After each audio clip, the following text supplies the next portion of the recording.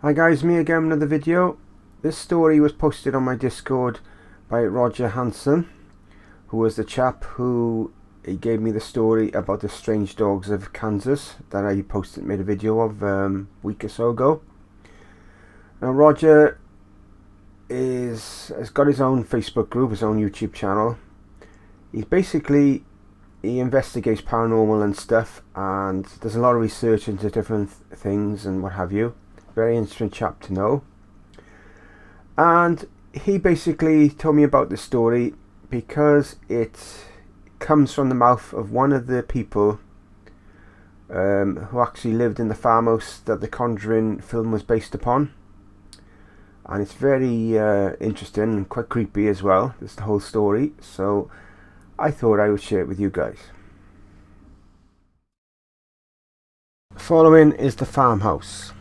Stuff I found out straight from the mouth of Andrea Perron, one of the daughters who was living in the farmhouse that the movie The Conjuring was based on. When Andrea was 12 and her younger sister was 5, she and her family moved into a farmhouse that belonged to a man named Earl Kenya. After previous visits to the farmhouse, the family decided to buy it and moved in on January the 11th, 1971. Not once during their visits did they ever experience the things that I'm about to tell you. On the day the family moved in, Andrea and her sisters saw a ghost standing next to Earl Kenyon in the dining room as he was packing the last of his things. This is while they were walking through the dining room in order to get to the kitchen. When they made it to the kitchen, they asked who the man with Mr. Kenyon in the dining room was. This was on the first day while moving into the farmhouse.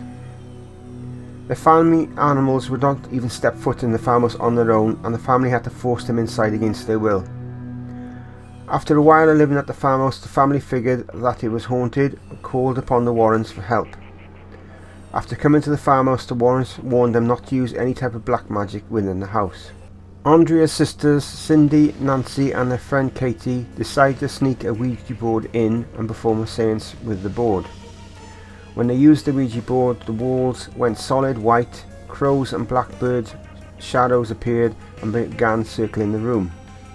They would then come together and then split apart, until they began to form a shape of a wild animal that none of the animals could identify. The best they could say is it was a mix of a wolf and a lion. The creature began to growl and it became louder as time went on. The girls began to scream frantically as the floors beneath them began to shake. The shadow creature on the wall began to open its mouth, and the girls could see fangs hanging out. Something was dripping from the fangs too. Finally the creature faced the girls and roared a horrendous sound that shocked the entire house. While in the room, the door wouldn't open for the girls. Andrea felt it was divine intervention that allowed the door to open as the girls came flying down the stairs in fear. Finding out about the Ouija board and already believing the farmhouse was haunted, as well as being warned by the Warrens, the girl's mother was furious. She went upstairs after the board and said later the room smelt like rotten flesh. Cindy and Nancy's friend Katie was told to take the board and leave. She was never invited back to the farmhouse again after that night.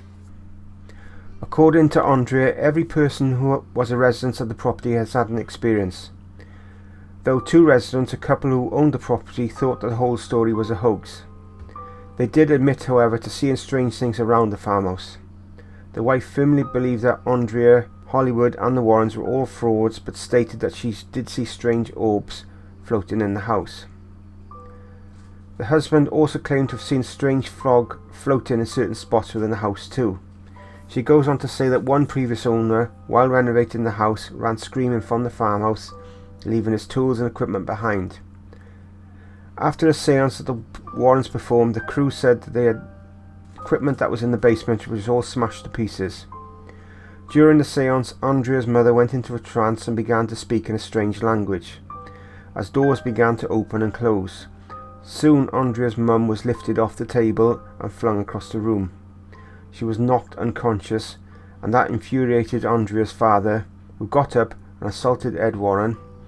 He then proceeded to kick the Warrens out. They never returned to the farmhouse after that, and the family lived there for another 7 years.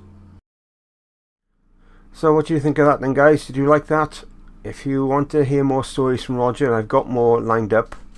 One story was just huge. I may have to put it into two parts. Is all about his investigation into aliens and different races of aliens and stuff.